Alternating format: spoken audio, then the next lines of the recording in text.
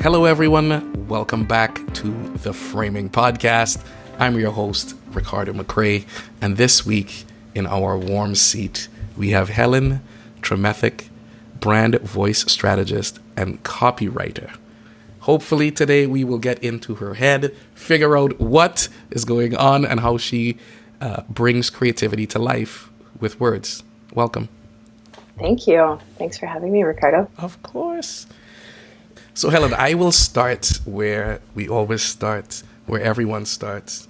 Where were you born? Starting at the beginning. At the beginning. Let's go right back to the beginning.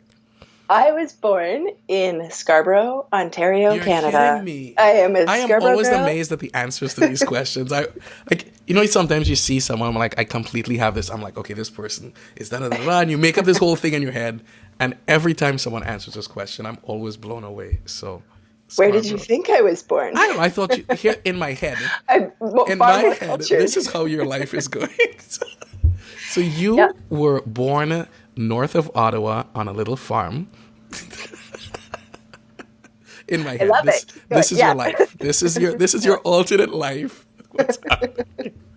You're in a little farm town north of Ottawa, and you came to the big city to find your way and explore. And in my head, with a theme song and everything. Oh, there's a theme. There's a whole thing. There's a show. There's a reality show behind it. The whole deal.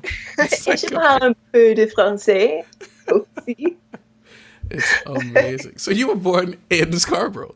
I was born in Scarborough. I wasn't living in Scarborough at the time. My parents' doctor was on call in Scarborough. Where they were living didn't have a hospital, which was in Markham, which is a bustling city. And so they drove down in the middle of the night.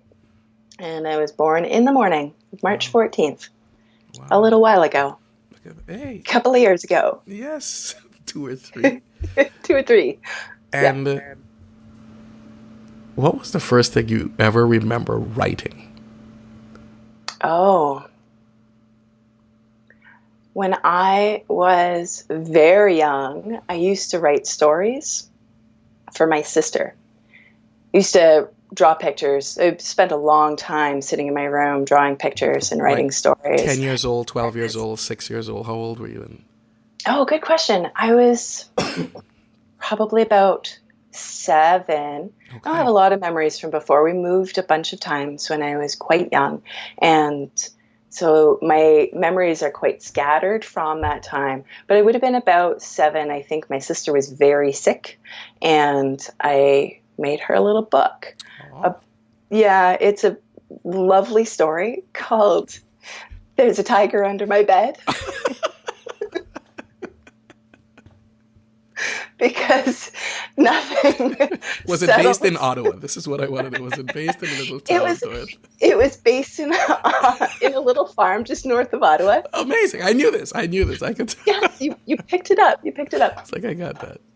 Yeah, and nothing settles a very young kid of the age of about 5 or so, like a story about a tiger underneath one's bed. But and I left a little comment section in the back. Excuse me. For people who had read the book to respond with their glowing. Right? It's a dialogue. It's not a monologue. This is good. Yes. Paving the way for communications online and off. How many brothers and sisters do you have? I have one younger sister. And what did your parents do for a living, and how did that impact what you do today?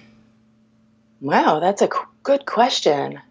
My mother was trained as a nurse in the UK, and when she moved to Canada, she would have had to do all of her training over again. Of course, and so she ended up staying in the medical sphere, but not as a nurse. So she was often a medical secretary. She worked for a pediatrician, one of the country's top eye doctors, and so on. So she was still in science, but in a supporting role. My father was a business analyst, systems analyst for one of the major financial institutions. And I'm not sure how it affected me and my choice.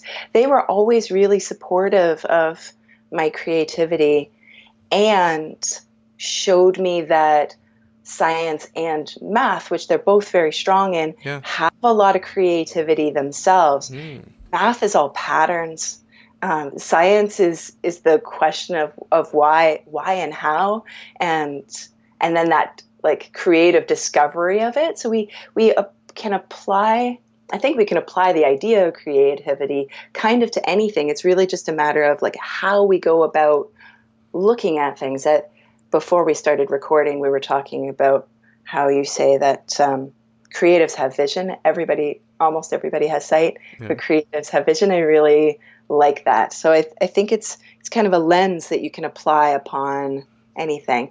So how I think they informed my sense of structure and my understanding of the world. I have quite an analytic sense to my creativity. It's systematic. It's quite systematic. And even in the work that I do with the communications distillery, the teaching I do, the workshops that I provide are all based on this methodology, as opposed to it being just, drawing from the ethereal source of everything creative. Yeah. There is more of a scientific application that comes off as being very creative, very nuanced, but still quite structured. Right.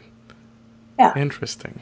I'm always fascinated to see how you, the inputs, as I like to call it, your life, your parents, where you were born, like how these things shape people's, and completely unconsciously for the most part, how it shapes who they are and their belief and their stand in the world, and why they're doing what they're doing. And you're taking this creative realm and you're putting structure into it. And it's like, it's beautiful because that allows creativity to flourish and live and be shared. And you can educate other people because you're taking them along a 1, 2, 3 produce result. Mm-hmm. And you can produce individualized results that way, that are ultimately from that creative source but because you've applied this formula to it, you can kind of guarantee those results, right, in a very scientific way. Right.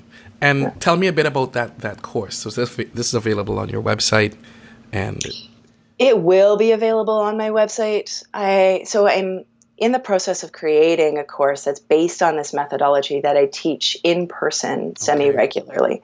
And it's a content development methodology I call Captivate. I call it Captivate because that's what has to happen before people click buy, before they click donate, subscribe, download book consultation, download anything. Before they say yes, they need to be captivated by you, enthralled by you. They need to know, like, trust. They need to feel seen and heard and understood by you. So all of those feelings, because even if you're buying windows, it's still an emotional process. All of those feelings is that captivation. And we can do that in a 4-step process. The first is your brand. So that's who you are and the services you provide, of course, but it's more importantly the values that run your organization, those deeper motivations that fuel your engine. I like to say that online content is just a conversation. And in order to start a good conversation with someone, you need to know where you're going, where you want to go, what you want to convey. And so that is the essence of your brand, at least when it comes to your communications. The second is resonance. And that is the other end of that conversation. Who are you speaking to? And discovering a client that will resonate with those values. They will choose you. They already know that they need your services. They will choose you over the other people that provide your services because they connect to what you're saying. So resonance is about knowing who you're speaking to, but it's also about knowing the language that they speak. So together, that's your online voice. your brand and that resonance with your ideal client. Then the third piece is strategy, putting all those good words in the order that people will connect with online, very formulaic. Paragraphs need so many words, so many sentences, that stuff. And then the last piece, most importantly, the last piece, because it doesn't work anywhere else in the system, is clarity. That means edit your content. Make sure, right?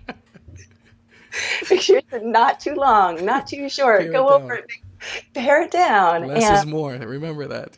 Run your spell checker. That's that last piece, the brand resonance, strategy, clarity. And that's the methodology I teach. And it works across industries. It works with individuals and members of teams of multinationals, because you can nuance it accordingly so that it still comes out as you.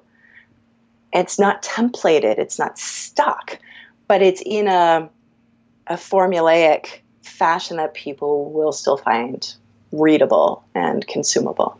Right. And that's the whole point. If people don't read it, consume it, it's a waste of time. There's no conversion. It's a waste of time. It's a complete waste of time. And I can't, copy is one of those things. I've been building websites for well over a decade. The number one hiccup to slow any project down is copy. Number one. They're always like, oh, what about this? And can you do this? And about the e-commerce? And I'm like, do you have copy? Copy will kill everything. Absolutely. It's that secret sauce. Like people are like, oh yeah, I have this 19-page document. I'm like, I need to get that down to 7 words. And how do you convey? I remember clear as day, I was talking to this guy, a friend of mine from school, built his brand years ago. And I said, so what does your company do? He's well, I'm so glad you asked. Let me email you this 19-page PDF. And I went, what? I was like, are you high? It's like, he's like, yes, this is the sort of the essence and the connect. And he's all loves it. I was like, listen, dude. I'm like, I don't know if you ever opened a phone, but 19-page PDF is just never gonna cut it on your mobile device. No. It's not responsive, no matter how you look at it. A whole, what we now call a brainstorming session, where it's like, there's some wine involved and whiteboards and all of this, and we would distill that down to 7 words. Mm-hmm. And by the time we got to the 7 words, he's like, yeah, that's everything I'm doing. I'm like, okay, great. And I remember that one. That was, we bring ideas to industry, or we connect ideas to industry. And what they would do, they find people with inventions and get them connected to people who can make those inventions happen and produce them and bring them to the world and save gas mileage and all this wonderful stuff. Very, very scientific and micro this and da-da-da-da-da. And I'm like, yeah, we connect ideas to industry. Mm-hmm. And he loved it, and it was great. And they would go out, and I said, so when you meet someone, and then I showed them how to use that in a conversation in an elevator, on Facebook, on this. It's like, now you have the tool, like get out there and only share this with everyone. What do you do, man? Hey, my name is John. I connect ideas to industry. And just leave it. Like, don't explain anything else, and allow people to take it. Allow them to ask you another question. If they're interested, they will ask, and then you start revealing. And it's absolutely. And that elevator pitch is really hard to nail. Yeah. I will often say that I help people find the words they need to get the clients they want. And I say that because I started saying that I was a copywriter, but that didn't really feel quite right. And then I was saying I'm a brand voice strategist, and people are a little like, I don't really know what that means. And ultimately what I do is that distillation process. I help you figure out what words you need. You as an entrepreneur, you as a member of that marketing team, of that multinational, you as your founder of that nonprofit, they'll help you figure out what words you need to connect with your audience. And I do that sometimes through copywriting, sometimes through coaching sessions, sometimes through workshops. That changes, but ultimately, like, that's the crux of it. That's, like you say, the essence, the distillation. And it's tricky. It's tricky because our brains work in 19 pages, but all of these little details are important, and they are important, but but in particular spheres, not in the elevator, not at the networking place, and not on your website either. Yeah, it's copy, is one of those things that becomes invisible after it's done well. Mm-hmm. It takes... People say, wow, this website looks so great. Yeah, but you didn't see me pulling my eyeballs out for the last 30 to 45 days of like looking at code and numbers and dots and, all of these things to build it. And yeah, I know it works on your mobile device. Do you know what it takes to make that happen? Like this stuff that had to disappear and pull, and like thinking through the logic of every single click and every single screen and every single experience that someone is having. I'm like, you build a whole website, then I'm like, okay, let me look at this on an iPad horizontally. No, let me look at the entire website vertically. And you have to make sure all of it works. And you have to do that for every single screen size. And when they're like, oh yeah, just whip this up and change it. I'm like, no, dude, it's just a small project. Yeah. I got to test that thing on, 7, 8 different browsers. Like, then we have to go Internet Explorer, Firefox. Like, they all look different. They all respond differently. Fonts look different. And you're like, dude, don't just tell me to whip it up. Like, it's one of those very frustrating. Yeah, just whip up this site. I'm like, yeah, don't ever speak to me like that about it's offensive. It's like you're on trial for first degree murder and you're like, yeah, just whip up a defense. Whip up a defense. Do you understand what's going on? But yeah, that creative process in the cloud that, so hard to explain. And when it's done well, most of the time it becomes invisible because it just works. I like to think about how we're still relatively new to the internet, like in the grand scheme of communicating with each other. I would even say like we're toddlering, like we're really just getting our ideas together. Yeah. And so I think about it in terms of we're only beginning to understand when somebody is being genuine with us online. Mm-hmm. And so it's not just a matter of just throwing some words up there. You're right. Like, it's not just a matter of whipping together a design. I like to think of the golden trifecta of great websites, which is, it looks good, it runs well, it reads well. So and if one of those is off, then the whole thing is off. And with just throw a whole pile of words into a website, but what's going to end up happening is that it's going to feel really templated. It's going to feel really stuck, and it's not going to make that connection because connection comes before conversion. How do you begin to educate people to the sense that when the copy is right with the trifecta, like once that piece gets fixed, it makes the difference in your bottom line. Like that directly translates to more money, more sales, more whatever it is that you're doing when it's clear and it's connected. Well, a few years ago, there was that content is king, content is queen meme and so that really helped a lot of us copywriters who had been saying for years, we're like, it's not just about what it looks like. But ultimately the way that I convince people is through a metaphor, because I think in metaphors, I say, imagine that you are up for the best job ever. And remembering that your website is your best salesperson, that your website is speaking to your prospective client, aka your prospective employer. So you are looking really nice in your sharpest suit, and that's your web design. And you show up on time, you have all of the schedules for all of the buses that you need to take in order to get there, and you get there 10 minutes early. That's your development. Everything is working well. If you walk into that office and you sit down and you can't answer the questions that they're asking you, it doesn't matter which bus you took or how the cut of your suit, you still don't get the job. And so content is the same. It doesn't matter how flash your site looks. If you can't keep people on your site, it doesn't matter what you've plugged into your SEO plugin. If you can't keep people there, you're not getting the sale. And so we work from there. Wow.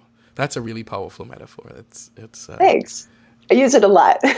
Yeah, that drives it home. And you're sitting there and you're like, yeah, I'm going to knock this out of the park. And then all of a sudden you're like, you're stumbling. Or let me explain that to you in a 19-page document.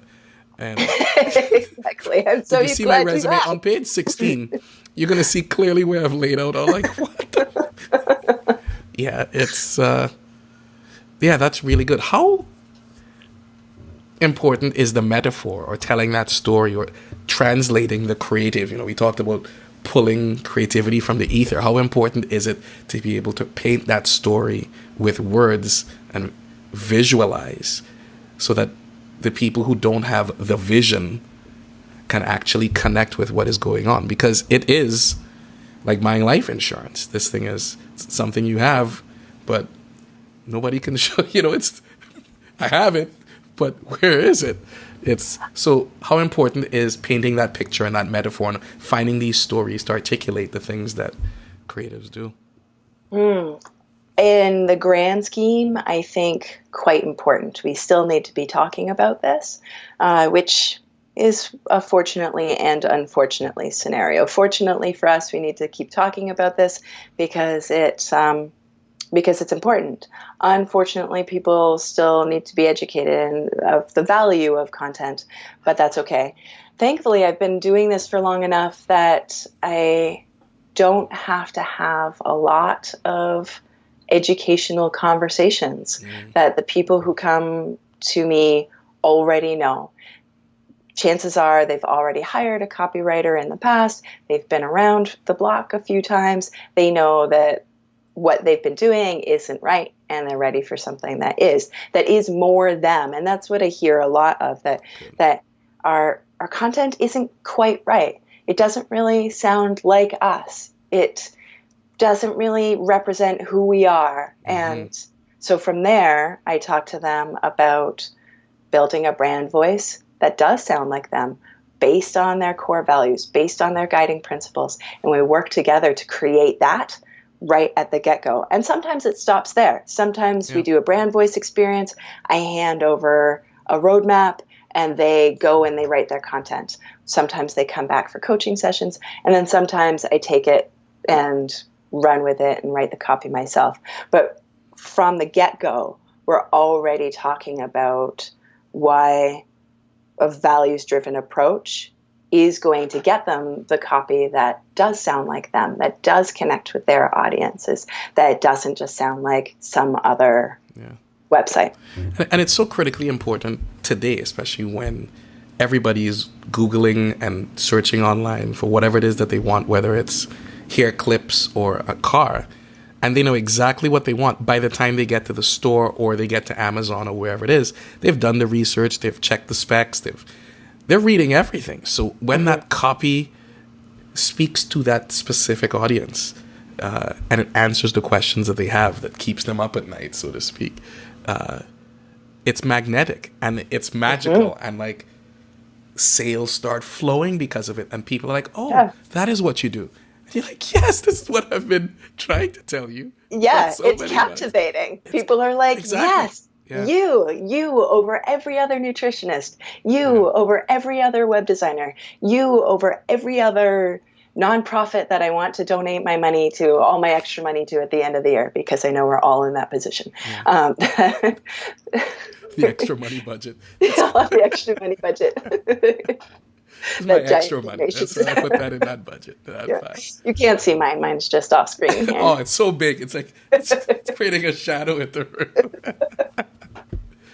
But yeah, it's communication. Communication is the key to everything that gets created, and yeah, it's one of those things that we've struggled with at Wedge 15. Like, we agonize for hours over every email, every bit of copy that goes. Like, people are like, come on. At this point, I'm like, nope. We'll spend half a day writing an email that just goes out to our audience because we know it's speaking to 10,000, 15,000 people. And I want it to be meaningful. And I want it to convey. So we will sit there and close our eyes and like all the different segmented lists and stuff that we have. And I'm like, okay, we're going to listen to this as, the people from this list. I'm like, somebody who has just join, don't know who we are. I'm like, do I have any questions? Does this fit well? And okay, let's talk about someone who's a past client. Let's listen to it like that. And blah, blah, blah, blah, blah. And we do it over and over and over. And no, not that word. It's this. And let's change. And we go back and forth. And it takes us way longer than it would probably take you. But once it's done right and it's finished and it goes out, we got the help from you to actually clarify and clean those things up. And the immediate response, I'm talking the very next day we used it, it had an impact. And people were like, blah, blah, blah, blah, blah. And it was like, stuff started, like immediately. It wasn't, let's see how this goes for a few months. It's instant. And that's the power of this.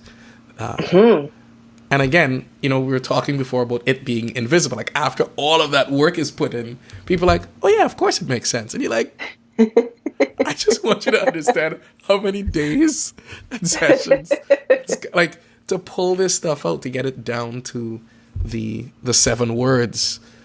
By the time you get down to that point, you have, trimmed the fat and distill this thing to a point where it's just the essence that works extremely well.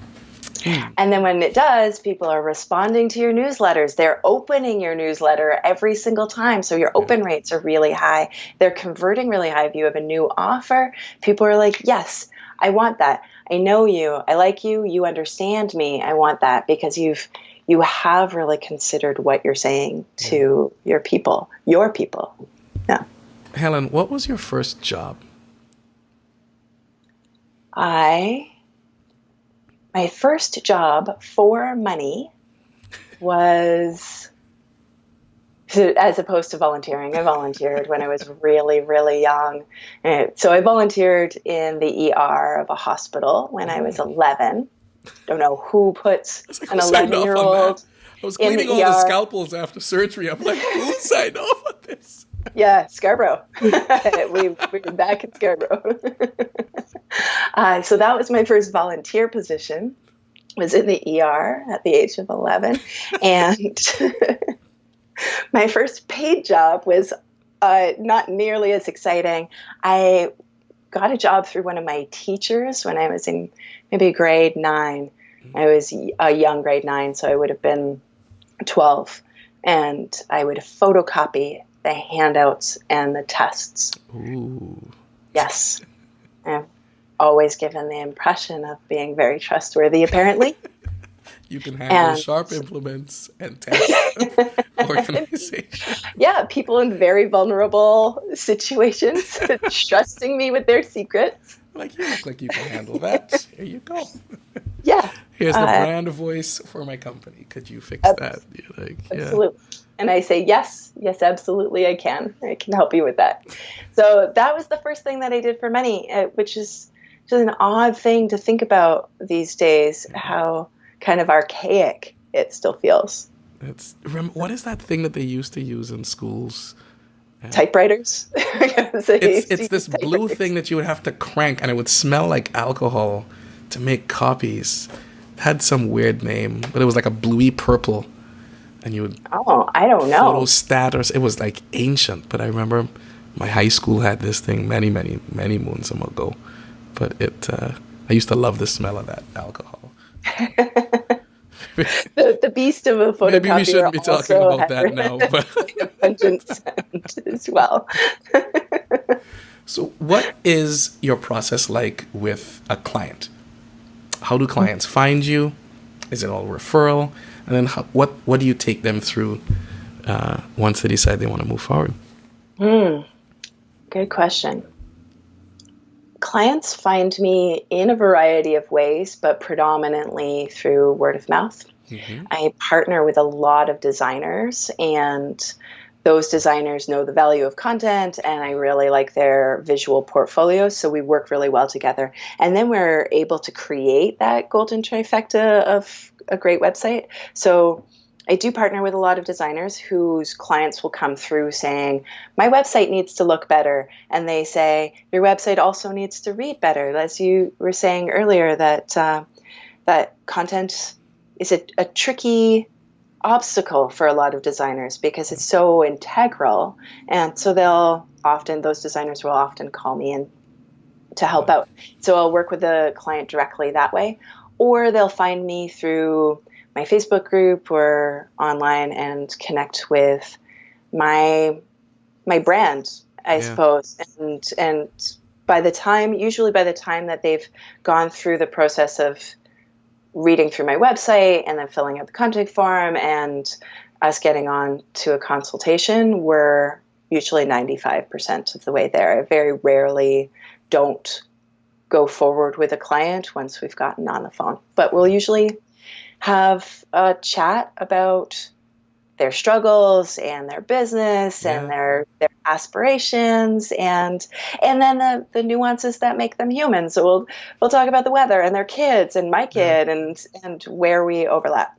And then inevitably we will start working on the brand voice first. So if it's a copywriting client for a big website project, that's where we'll start. I'll have them fill out a really deep intake questionnaire that acts as a bit of a strategy guide for them. So it goes into all of the ins and outs of their business. And it's interesting because the questions aren't necessarily about content. They're about your business and why you do the work you do. And from there, I can extrapolate who you are and what you sound like. Then I create a brand voice roadmap for them. And we work on it to make sure that it's right, that it sounds like them. So then that brand voice roadmap informs all of the content that I'll write. And it works for them if they ever hire another copywriter or if they expand their team or if they're doing their own writing, they can read through this roadmap and that will guide their content so that at least there's more consistency of tone and language because they've done that kind of focused work. Playing in within the sandbox of their voice. It's funny, that is almost the identical process that we use at Wedge 15 when we go through with clients. People are like, oh, we want to get a website or we want to get this, and I was like, okay, so tell me who you are. Tell me why you're a lawyer. I'm like, why aren't you a plumber? Right. And it's like, tell Scale me it right back. Like, let's go. Right. What did you do on day one? Like, how come you chose this profession? And, why aren't you working with a big corporate firm? Why are you on your own? Like, what happened there? And really getting their whole story. And we would map things out on whiteboards and, have it around the room. And it's like 15 pages later, I'm drawing lines and connections between things and just showing them that this is all just one thing from like when you were 5 to today. It's like you're doing the same thing. Like you are.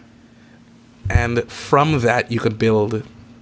That's what I use to build a brand or an identity, or to choose colors, or to choose, what your website will look like, or what. It's like that's your signature message. Right. That's the thing that you bring to the world, and then the rest of it is the medium. That's what the tools that you use. Yeah. But you could have been a doctor or a firefighter, but you still have those values of wanting to help people. Right. And so, like the rest of it is kind of just education and what your day-to-day looks like. What are the words that we're going to use, and what makes sense here, and how do we communicate this feeling or this emotion in a way that translates to people? It becomes magnetic for them. So, I always say the copy is one of those things that I gladly outsource. Can we high five to that? High five, It's like I do not create in words, but I create in other ways, and stay in your lane. Well, and know who's in the next lane over that you can like pass the baton to. And I'm mixing metaphors here, but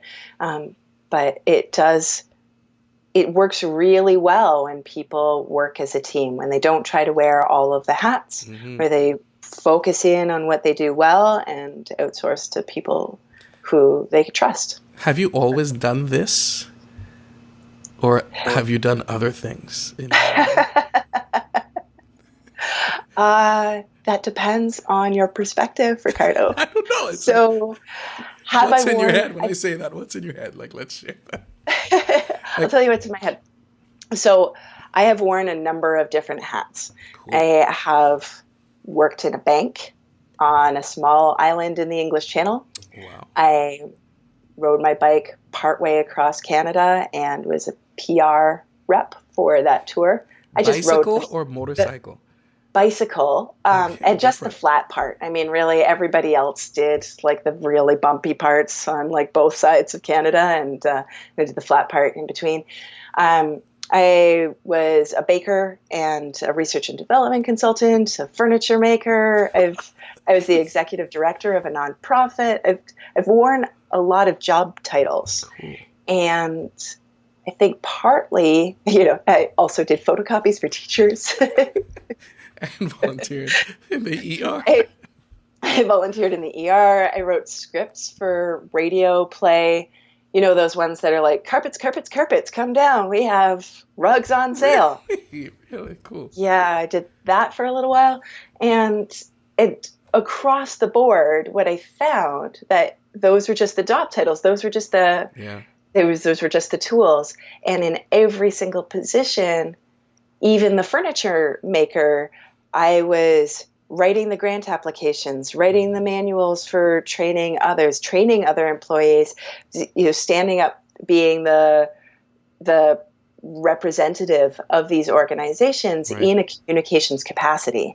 And, not as an 11-year-old in the ER, but even then I would writing signs in this way, and you were still. I would walk their patients to the rooms, and I would get all of their information and then convey it to the doctors and nurses on staff. So even then, that was the work that I was doing. And that's part of what you were just talking about when you have those 15 pages that are up on your walls, or those 19 pages that person has given to you. When you step it back, you strip it down, those are those 7 words. And for me, the 7 words were, I help people find the words they want to get the clients they need. I don't think that's 7 words. I think it's more. It didn't count, but we get it. Yeah.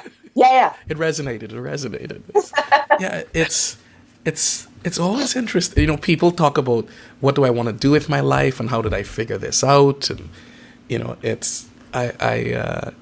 I always say it's after you've lived a little bit of life that you can look back and start seeing where you're going.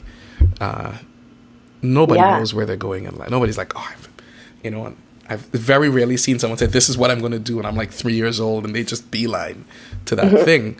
It's, you live a bit, and you do some copies, and you ride a bicycle, and you do a nonprofit, you come over, like, we're living. Like, this is what life is. Like, I have done everything from construction to, selling ties on a cardboard box on the side of the street, like, to make ends meet. And I still use skills from those jobs. I still use those skills from that experience in branding clients. Like, I'll tell you, a skill I learned about pricing came from selling watches on the side of the street on a cardboard box.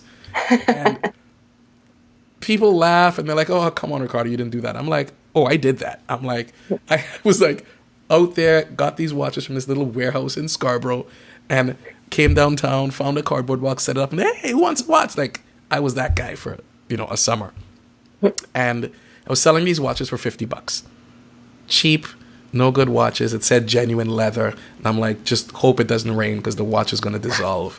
It was awful products and services. So I'm selling these watches for $50. People come, they touch it. They're like, it doesn't feel like leather. They put it down, they leave. Feels flimsy, feels cheap. Something happened in the office, and I knew I wasn't going to go back. Today was going to be my last day. So I said, these watches are going to be $75 for each watch, or $100, whatever the number was. Whatever it was, it increased dramatically in price for no good reason other than today's my last day. I'm going out of business. Going out of business sales, so I tripled the price. I sold That's what it does. Every single watch in one day. The exact same people, the exact same corner, the same guy going, hey, who wants a watch? Who wants a tie? And I sold all of my watches at triple the price because people touched them and they went, oh, $75. And they were like, oh, that's nice leather. Must be genuine leather. It must be. And they put it on. It looks so good. And I sold all the watches. And that day I learned that the price of your product determines the perception of it. Mm-hmm. So if you price it at $25 or $50, for sure it's a fake watch. But if it's $75 or $100, That's nice leather. And it works. I used that for years in my business, and every year I would just increase my prices. And it worked. It continues to work today. People, I want to start. And I said, here's the number one mistake people do. They start with their price too low. And they're like, well, when I get better, I'll improve it. I'm like, nope. I said, tell people that your price is $1,000, let's say, and that you're discounting it by 80% for a limited time. Absolutely. That way, when you do take off that 80% and you feel confident enough to charge $1,000 for your product or service, it's not a surprise to anyone. But if you say my product is $200 and then 6 weeks later you're like, I got this, it's now $1,000, everyone will say, so what have you added that will increase the value 6 times over or 5 times over, whatever that thing is? And you're like, I just feel different. They're like, yeah, bye. Like you get trapped in the zone of where the price, you can't raise the price because people expect you to double the size or give you extra volume. You know, this Costco mentality of things. And sometimes with creative work, you can't, triple the hours that you're putting in. The better you get, the less time you put in. Absolutely. And sometimes with creative work, you can't really gauge how many hours it's going to take. Yeah. I belong to a Facebook group that is almost predominantly copywriters, and we all do very different things. It's a very supportive community. It's lovely. And nice. It's really, really nice to see. And a lot of us talk about that time where somebody was saying the other day that is that procrastination time between getting the client and writing the copy. Yeah. And I don't see it as procrastination. I see it as percolation. Yeah. There is necessary percolation time. The ideas need to marinate before they're ready, and in the form of words, in the form of art, in the form of any kind of creativity. And it's like that's necessary percolation time. And you can't always factor in how many hours or how many minutes that percolation time is going to be, because it differs depending on every project, every client. You're always starting from scratch. And it's not about putting more effort or more resources. Sometimes you need to just, I need to go walk in the park and play with my kids and throw a stick for a dog, and all of a sudden it will pop. And you're like, that's the thing. I got the thing. And it's, So it's, I was told this metaphor once, and I love it. It said, you can't put 9 women in a room and get a baby in a month. It said, some things take as long as they take. That's it. More resources and more people do not speed up the process. No. It just takes this long. And you've got to give things time to just be. It's why my podcast is an hour, 45 minutes, because these conversations take time. I can't distill this down into a 2-minute soundbite because you're on Snapchat or whatever it is. It's like, this is an hour. If you either want to listen to it or you don't. This is how it's going to go, So we have a couple more minutes, and I know we have to stop soon. So I'm going to start asking you some questions that are random. Excellent. And maybe you can help me come up with a name for these questions. They're just random questions. You can choose between 2 words.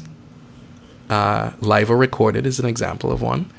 Or it will be finish this sentence. Today and you say something.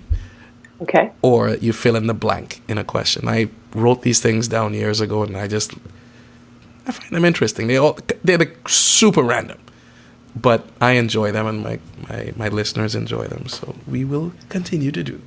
All right. So you ready? I'm ready. Okay. The first question, or the first choice, is hot or sweet?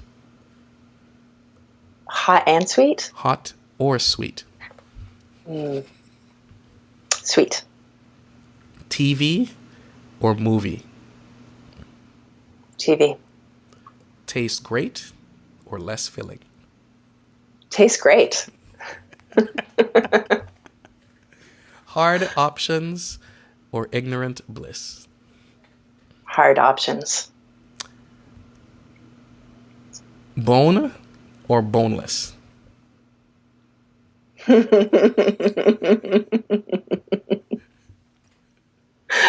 Can I abstain from that one? You certainly can. You choose or in that question. Or 25 or 35? 35. Every time. Freedom or free speech? Or how can you have freedom and not free speech? How can you have free speech and not freedom? What does freedom mean? And is it free to... Oh, Ricardo. Just stay with me. Just pick one. They don't mean anything. Just... But it means so much. It doesn't. Just strip that away. Just... Okay, free speech. Okay, thank you. $1 million or 1 million lives? 1 million lives. Waiter or waitress?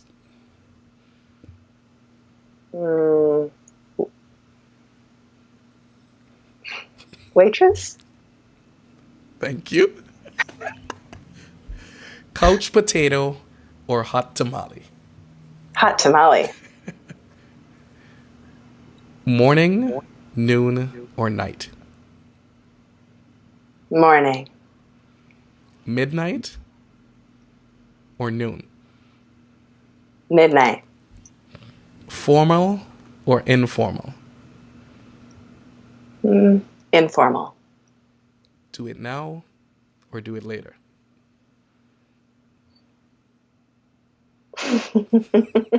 And I know your Do answer. it now. You're lying. The goal is honesty. I'm going to refresh the rules. The goal is... So do it now is your official final answer. Official final answer. Step up to the plate. Do it now. In your time. Newspaper or radio? Radio. Listen or talk? Listen. Slippers, shoes, or barefoot? Barefoot. Dog or cat? 2 cats. Boy or girl? 1 girl. 2 girls. 1.5 girls. I have a stepdaughter too. Mom or dad? Mom. Moonlight or sunshine? Yum. Sunshine. Snow or sand? Sand. Wine or beer? It depends on the season, Ricardo. Just stay with me. No. It's meaningless. Just pick one. Wine. Red. Wine. Red. Got it. Style or comfort? Comfortable style. Tupac or Biggie? Tupac. That's your Scarborough coming out, right? That's such a Scarborough answer. Bike or car? Bike. Though I currently don't have one. Disclaimer. Alas. You just choose bike. It doesn't. Bike. Bike. Wind or sail? Sail. Tall or thin? Tall. Live or recorded? Live. Football or soccer? Are you asking me what do I call soccer? Because I call it soccer. Soccer. They mean nothing. Just Titanic or Hindenburg? Oh. Hindenburg. Questions or answers? Questions. Fill in this blank. I had blank for breakfast. Toast with peanut butter. My biggest fear about my children is... My biggest fear about my children is that grow up in an unsafe world. Have you ever been fired? Yes. Have you ever quit? Yes. Everyone's like always like, oh, I quit. Just Yes. quitting is the most liberating. You're like, it's such an act of like, screw you. I'm worth more than this. It's so good. If you were a fruit, what fruit would you be? An apple. If you were a machine, what machine would you be? Maybe a backhoe for like the excavation, but also the filling in. Super cool. In my head, in your life, the life that you're living in my head. For the Ottawa farm. In the Ottawa farm, you're a typewriter. That's just, again, it's all in my head. It's not real. It's just... What is one thing everyone should do before they die? Tell the truth. What is something everyone must experience before they die? Sunlight on their face with nothing to do. Ladies and gentlemen, this is Helen Tremethick, brand voice strategist and copywriter. She will help you craft the words that mean the most to your customers, and tell everyone how they can get in touch with you, how can they find out more, and what's your favorite platform to play on when it comes to social. Thanks, Ricardo. People can find out more about me at communicationsdistillery.com. And you can find me primarily on Instagram. That's where you can see me, my life, the things I'm thinking about. And I'm currently in the midst of the 100-day project. So there's a pile of videos on there as well, because I've been showing my face on video. You can also, if you're interested in writing, join my Facebook group, Write Your Business. It's facebook.com/groups/Write Your Business. Brilliant. I'll put links to all of this stuff below in the show notes on the website, so you can all click it and get to it in a hurry and connect with Helen and get your writing handled. So thanks so much for being here. This was a lot of fun. I appreciate it. Thank you, Ricardo. It's been great.